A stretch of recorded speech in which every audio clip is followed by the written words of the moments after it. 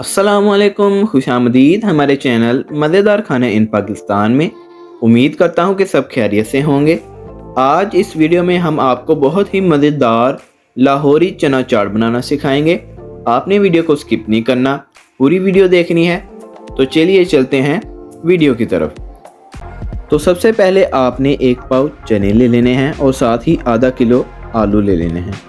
उसके बाद आपने एक अदद प्याज लेना है और एक चम्मच या हस्बे ज़ायका नमक लेना है। साथ ही 2 अदद टमाटर और 3 से 4 अदद हरी मिर्चें और 2 चम्मच आपने चाट मसाले के ले लेने हैं और 2 चम्मच आपने इमली के लेने हैं। अब आपने एक कढ़ाई में पानी डालना है और उसमें आपने चने डाल देने हैं और फिर आपने उसमें थोड़ा सा नमक शामिल करके मीडियम फ्लेम पर चनों को आपने उबाल लेना है।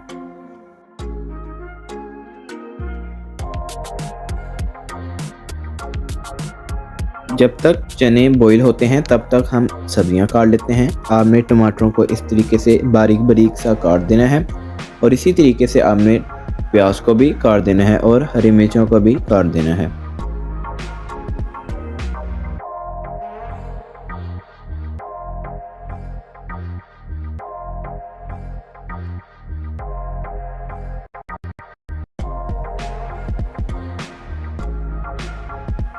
अब हम इमली का पानी बनाते हैं। तो सबसे पहले आपने 2 चम्मच इमली शामिल करनी है और जितना पानी बनाना है उतना आपने पानी शामिल करके इमली को बॉईल कर लेना है।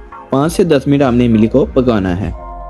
उसके बाद आपने सब आलूओं को भी उबाल कर इस तरीके से बारीक बारीक काट लेना है।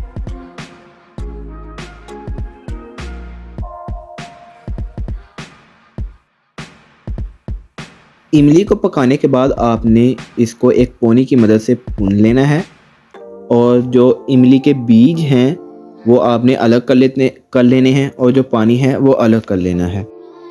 लें दोस्तों, हमारी चना चाट बनाने के लिए सारी चीज़ें तैयार हो चुकी हैं। तो अब हम तैयारी करते हैं। सबसे पहले आपने एक बाउल के अंदर अपने बॉईल किए हुए आलू शामिल करने हैं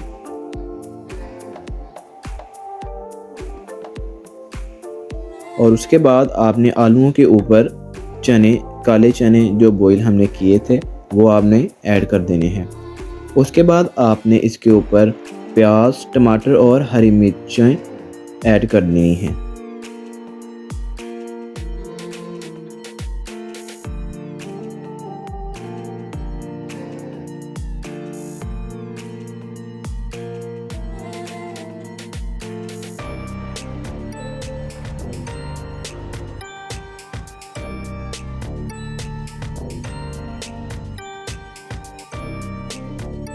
लेकिन दोस्तों, अब आप चाहें तो इमली वाला पानी इसके अंदर भी शामिल कर सकते हैं या फिर आप अलग से रख सकते हैं।